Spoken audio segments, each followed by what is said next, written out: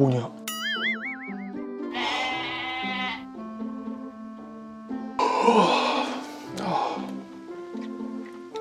정보 다 왔지?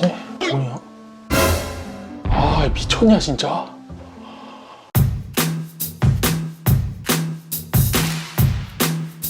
안녕하세요 여러분들, 테크노사우루스의 티라노입니다. 자, 원래는 9월은 이제 한 달 쉬고 가겠다, 좀 충전을 열심히 한 다음에 10월부터 열심히 좀 달리겠다, 이런 식으로 말씀을 드렸었는데요. 어쩌다 보니까 이거 뭐 찔끔찔끔 계속 일을 하고 있죠 여러분들. 제가 생각했을 때는 이놈의 팔자는 쉴 팔자가 아닌가.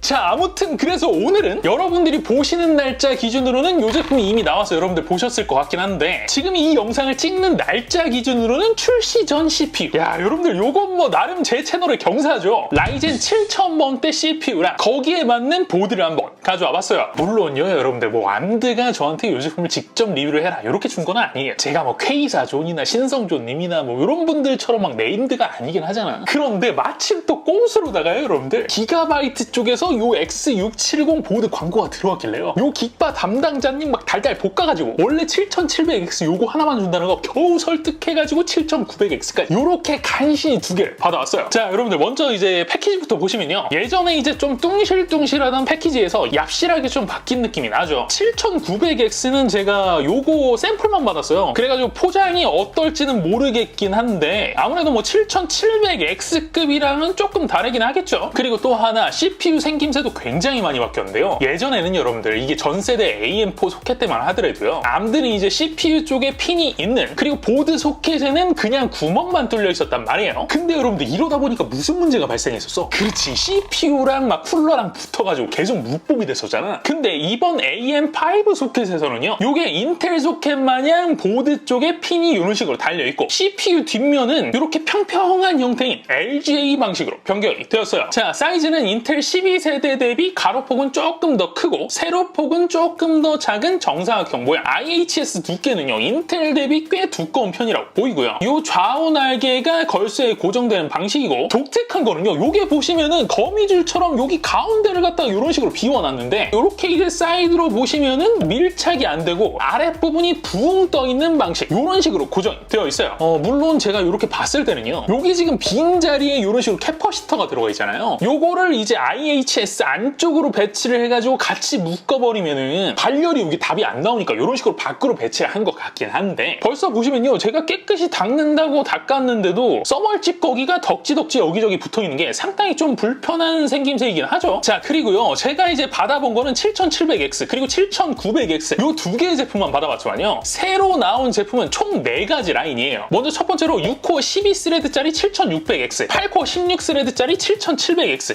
12코어 24스레드짜리 7900X, 그리고 마지막으로 16코어 32스레드짜리 7950X, 이렇게 4개로 5000번대에 의해서 완벽하게 동일한 라인업, 그리고 코어와 스레드 숫자까지 완벽하게 맞춘 상태로 이렇게 발표를 했는데, 제가 이걸 가지고 이제 주변 분들이랑 얘기를 하다 보니까요, 어떤 분들은 이렇게 알고 계시는 분들도 있더라고요. 여러분들, 인텔은 12세대 라인업이요, 최상위 라인업인 12900K가 16코어 24스레드, 그 아래 12700K가 12코어 20스레드니까 코어 개수만 보면 여러분들 7950X랑 7900X랑 딱 맞다이를 갖다가 맞추는 느낌이잖아. 그런데 여러분들, 인텔은 어떻게 코어를 바꿨어? 그렇지, 12세대 오면서 인텔의 CPU 구성이 저전력 코어인 2코어 그리고 퍼포먼스 코어인 P코어, 요거를 두 개를 합쳐가지고 코어 숫자를 셀 때는 2코어랑 P코어를 같이 합한 숫자를 세게 되고요. 그런데 여러분들, 암드는 그게 아니잖아. 2코어가 없어요. 때문에 전부 다 P코어, 그러니까 퍼포먼스 코어로만 이루어진 요 암드랑 저전력 코어인 2코어까지 합쳐가지고 코어 개수를 세는 얘들이랑 이 라인업을 매칭을 시키는 게 굉장히 좀 애매한 느낌이 돼버렸어요. 그러니까 여러분들, 물론 가격으로 비교를 한다면 맞는 얘기긴 하지만요, 단순히 그냥 코어 숫자로 12900K랑은 무조건 7950X랑 비교를 하는 게 맞다. 혹은 2코어는 어차피 반쪽짜리니까 12900K랑 7950X는 아니다, 무조건 7900X랑 비교를 해야지 맞는 거다. 요건 여러분들 둘 다 정답이 아닌 거예요. 그러니까 이거는 사람마다 기준이 전부 다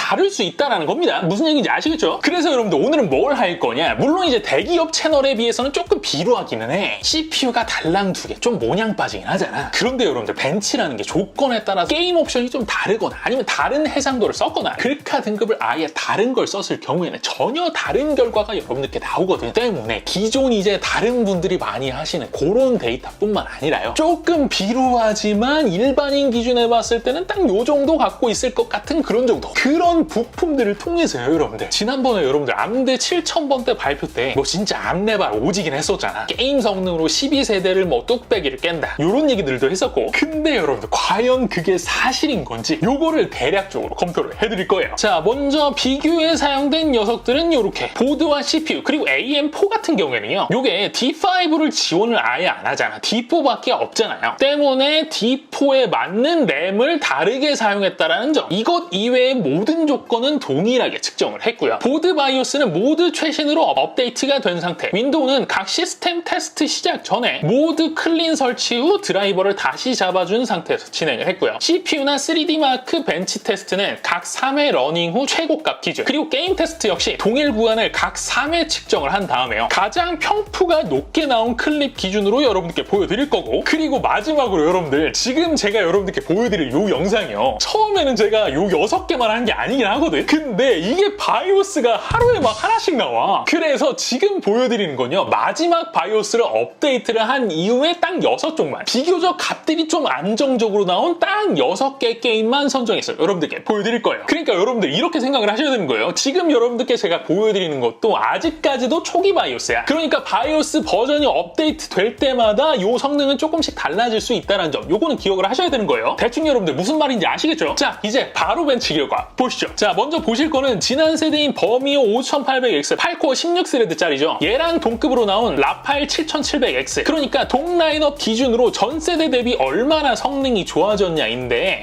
솔직히 여러분들 그 얼마 전에 리사 누나가 7000 시리즈를 발표를 하면서 IPC 기준 13%의 성능 향상이 있었고, 클럭 상승분까지 밀어주면 약 29%의 성능 향상이 있었다, 이런 식으로 얘기를 하긴 했었잖아요. 그런데 여러분들 우리 솔직히 한번 얘기를 해보자고. 진짜 내가 암드의 막 엄청난 팬이다, 그렇지 않는 이상 그 얘기 믿었습니까? 물론 우리 마음속에 진짜 잘 나왔으면 좋겠다 이런 느낌이 분명히 있기는 했지만 암레발이 1%도 안 포함되지는 않았을 거다, 이런 식으로 좀 생각을 했잖아. 야, 근데 이게 거짓말이 아니었어요. 뭐 물론 각 라인업별로 차이가 좀 있을 수는 있겠지만요, 가장 적게 차이가 나는 부분 기준 12%에서 R23 멀티 같은 경우에는요, 실제 암드가 제시했던 29%에 거의 육박하는 28.3%. 와, 진짜 레알 엄청난 성능 향상폭을 보여주고요. 파스 CPU 스코어랑 파스 피직스 스코어도 조금 그거에는 못 미치긴 하지만 마찬가지입니다. 여러분들 제가 기대를 했던 거에 비해서는 진짜 꽤 많이 오른 수치예요. 자, 그런데 게임 프레임으로 요걸 좀 넘어가서 비교를 해보게 되면요, 이게 아까 전에 그 CPU 테스트에서 느꼈었던 그 감동까지는 느껴지진 않아요. 아까 전에 말씀을 드렸지만 프레임 차이를 갖다가 조금 더 드라마틱하게 보기 위해서는 GPU를 더 높은 걸 쓰긴 했어야 했는데 3070 Ti이기 때문에 분명히 거기서 오는 어떤 영향도 있을 거고요. 또 옵션을 더 낮게 주면은 줄수록 차이가 더 도드라짐에도 불구하고 모든 옵션을 갖다가 풀옵션으로 줬기 때문에 발생되는 어떤 그런 영향도 분명히 있기는 할 거예요. 여러분들 그런 것까지 고려를 해서 이 영상을 보셔야 되는 겁니다. 다만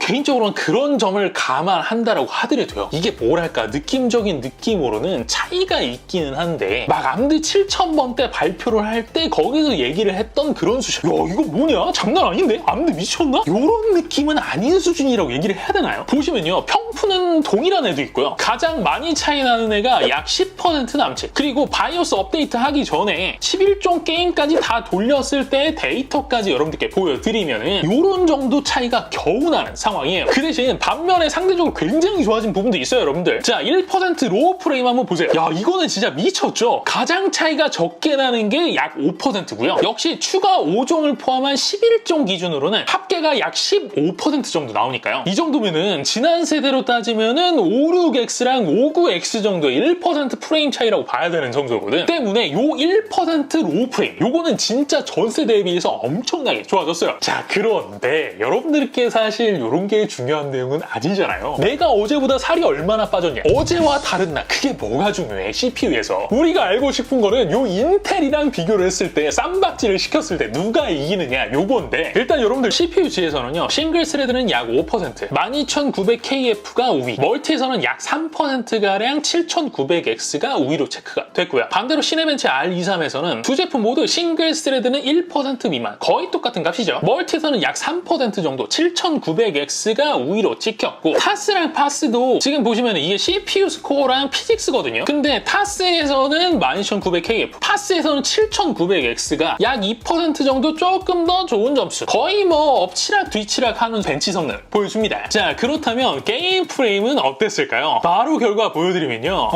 이게 참 뭐라 그래야 되나, 사실 뭐 아까 전에도 제가 잠깐 말씀드리긴 했지만 더 좋은 글카로 했다면은 지금 상대적으로 우위에 있는 게임들에서 조금 더 차이가 지금보다는 더 벌어졌을 거고요. 그러면은 차이를 더 극명하게 보여드릴 수는 있었을 것 같긴 한데, 솔직히 얘기하면요 여러분들, 지금 저는 이 테스트베드도 사실 되게 왜곡을 많이 시켜놓은 상태에서 측정한 데이터라고 생각을 하는 편이거든요. 여러분들 만약에 저라면요, 내가 3070 Ti에 7900X를 사서 쓴다, 그럼 제가 FPS 게임만 하는 게 아니라면 FHD 모니터로 솔직히 안 갈 것 같아. 때문에 제가 생각을 했을 때는 이거 실사용 기준보다도 훨씬 더 과장한 데이터라고 생각이 드는 거예요. 근데 여러분들 지금 비교를 해보고 계시는 기준이 FHD 기준으로 비교를 해보고 계시는 거잖아요. 심지어 그래요, 뭐 FHD가 맞다라고 칩시다. 그 기준이 옳다라고 한번 생각을 하고 봐봐요. 그래도 그 차이가 2에서 한 5% 남죠. 이거 여러분들 21일자 기준, 그러니까 10일종 게임 영상을 체크를 해놓은 곳까지 확장을 시켜도요 평균이 약 2.7% 정도 차이거든. 게다가 1% 로우 프레임도 그놈이 그놈. 아니 사실 여러분들 저는 5800X 3D가 나왔을 때 이거보다 훨씬 더 좋았잖아. 기존의 5800X랑은 말도 안 되게 좋아졌었잖아, 훨씬 더. 근데 그것 때문이었을까요? 요거를 그렇게 봤을 때 뭐 실사용에서 어마어마하게 차이가 날 것 같다, 뭐 다른 세상을 볼 것 같다, 12세대보다 이게 확실히 좋네, 7000번대가 앞사람, 요런 식으로 느끼기는 진짜 어려워 보입니다. 자, 그렇다면 여러분들 도대체 왜 7600X가 12900K를 갖다가 발랐다, 이런 얘기가 나온 것 같냐면요, 여러분들 지금 이 테스트를 보시면 아시겠지만, 만약에 여러분들 제가 이 화면을 갖다가 블라인드로 가려놓고 어떤 게 7700X인지 어떤 게 7900X인지 여러분들 한번 구분을 해보세요. 이런 식으로 말씀드렸으면은 구별을 하실 수가 있겠어요? 이게 차이가 느껴지십니까? 물론 여러분들 이거는 순수하게 가정일 뿐이에요. 제가 7600X를 갖다가 직접 들고 테스트를 하고 7700X 그리고 7900X와의 격차를 갖다가 데이터로 뽑아가지고 얘들 거의 차이 없습니다, 이렇게 얘기를 한 건 아니기 때문에 뇌피셜에 불과하기는 해요. 근데 5000번대에도 여러분들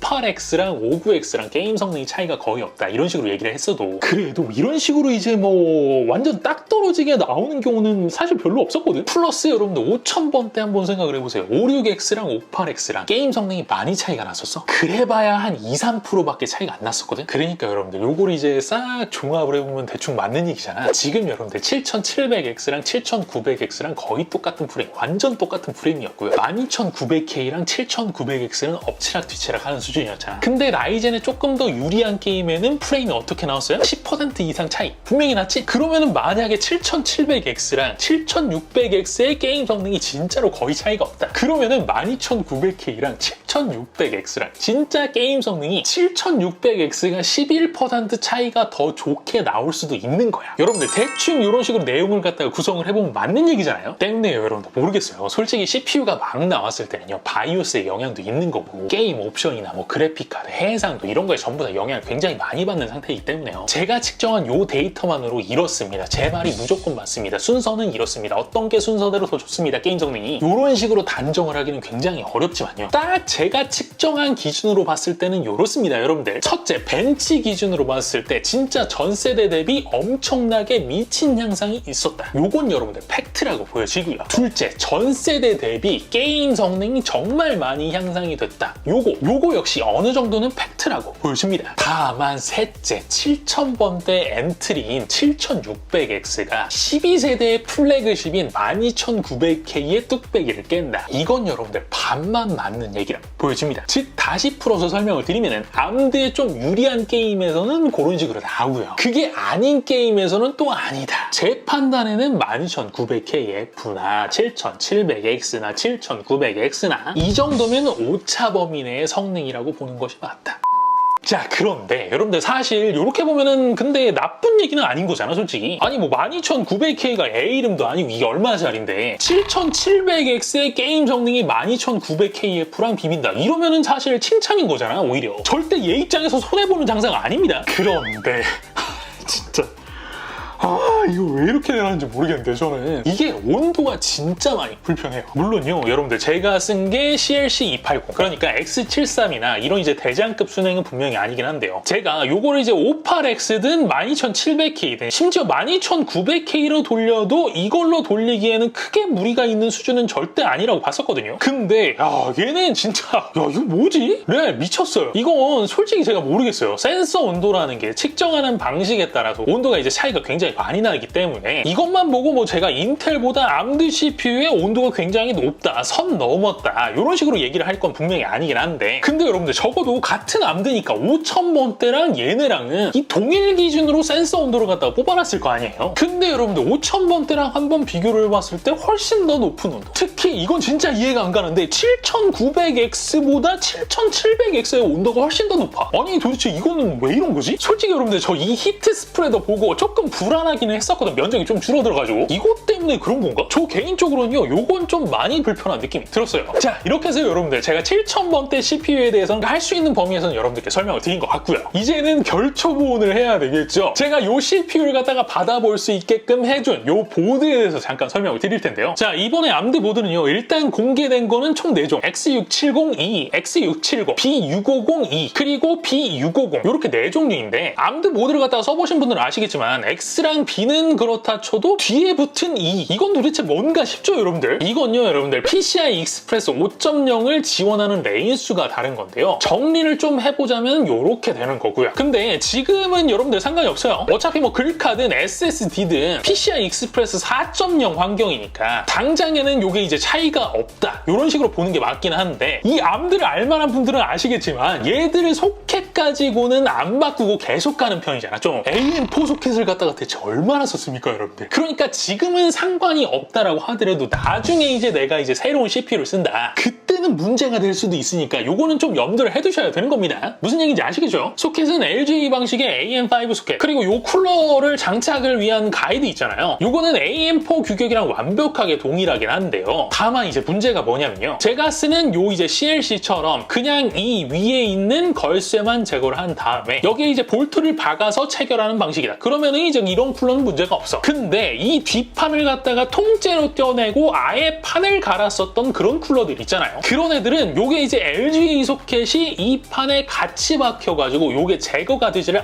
않아요. 그러니까 요런 방식의 쿨러를 쓰고 계신다, 그럼 파츠를 받아서 해결을 하셔야 되는 거예요. 램은 DDR4랑 DDR5 둘 다 사용이 가능했었던 12세대와는 달리요, DDR5만 지원. 램 오버는요, 여러분들 제가 해보니까 요게 이제 IF 클럭을 갖다가 수동으로 2000 클럭을 고정을 시키면요, 멤컨이 3000까지 이제 자연스럽게 들어가거든요. 근데 여러분들 이게 예전에 이제 5000번대에서도 IF를 갖다가 수동으로 잡으면 3800 기준으로 1대1이 들어갔어도 여러분들 그냥 IF를 갖다가 오토로 놓고 웬만하면 1대1을 갖다가 맞추려고 3733으로 많이 썼었잖아. 근데 얘도 마찬가지입니다. IF를 갖다가 오토 기준으로 봤을 때는 5800 클럭까지만 1대1이 들어가고요. 6000부터는 이게 마법같이 풀려요. 물론 요거는 이제 보드의 특성일 수도 혹은 제가 못하는 걸 수도 있긴 한데, 지금 뭐 여기저기서 이제 스위스팟이 6000이다 대부분 이런 식으로 이제 얘기가 오가고 있잖아요. 때문에 6000까지는 멤컨 기준으로 1대1이 무조건 들어가겠구나, 이렇게 생각하시는 분들은 그렇게 안 될 수도 있다는 점을 갖다가 염두를 해두셔야 되는 거예요. 자, 전원부는 70A짜리 드라이버 모스 16+2+2 구조, CPU 보조 전원은 8+8 풀로 공급받게끔 되어 있고요. 전체적으로 막 엄청나게 이제 뭐 고급 보드처럼 히트싱크를 갖다 촘촘하게 박혀있는 스타일은 분명히 아니긴 한데요. 요거 여러분들 통짜입니다. 게다가 히트 파이프까지 싹 위아래 부분이 이어지게끔 이런 식으로 구성이 되어 있는 것까지 상당히 발열에는 굉장히 좀 신경 쓴 모양새가 보여져요. 자, 전원부 온도는 실제 열화상 카메라 찍은 영상으로도 온도는 뭐 굉장히 편안한 편이고요. 대신에 이거는 저도 잘 모르겠어요. 원래 X670 자체가 발열이 심한 건지 칩셋 쪽 온도가 전원부보다도 더 높게 찍히는 거, 요거는 좀 굉장히 특이하다고 느껴졌어요. 전면에는 칩셋부 그리고 M.2 슬롯 모두 방열판 처리되어 있고요. PCI Express 16 슬롯은 1 1번 슬롯에만 스틸 아머 처리 2.5기가 랜이랑 오디오는 리얼텍 거 들어가 있고요. 와이파이는 MT 시리즈니까 미디어텍 거. 써봤을 때 느낌만 좀 말씀을 드리자면요. 인텔 이제 i22V 같은 애들 막 6 플러스 연결 안 되고 막 개판 5분 전이었던 애들 있잖아요. 그런 뭐 이상 증상은 아예 없어요. 그냥 뭐 이름이 리얼텍이다. 요게 조금 불편하긴 하지만 그거 빼고는 동작은 깔끔하게 되는 느낌이에요. 아, 그리고 마지막으로 포트 USB 2.0 4개, 3.2 젠1은 6개, 젠2는 C타입 포함해서 3개라고 보시면 될 것 같고요. HDMI는 2.0 포트고요. 연결해서 쓸 수 있는 와이파이 안테나 라인, 그리고 마지막으로 바이오스 플래시 버튼이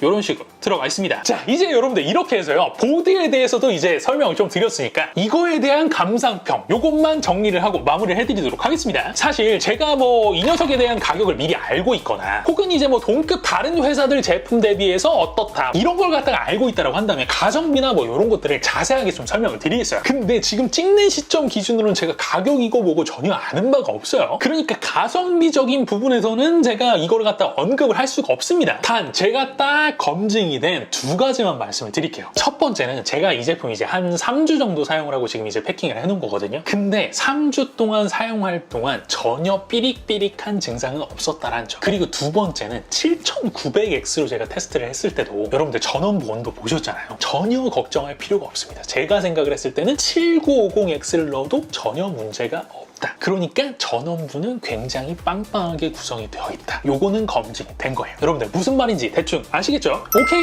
아, 그리고 여러분들 제가 깜빡했는데 긱바에서 이거 X670 메인보드 4종 출시 기념해가지고 이벤트 진행한대요. 그거 관련해서는 제가 아래에 설명 남겨놓을 테니까 그거 참고를 하세요, 여러분들. 오케이? 자, 오늘 영상은 여기까지입니다. 영상이 재미있으셨다면 구독과 좋아요 그리고 알림 설정 꼭 잊지 말아주시고요. 저는 다음 시간에 또 재미있는 영상으로 찾아뵙도록 하겠습니다. 지금까지 저는 티라노였습니다. 고맙습니다.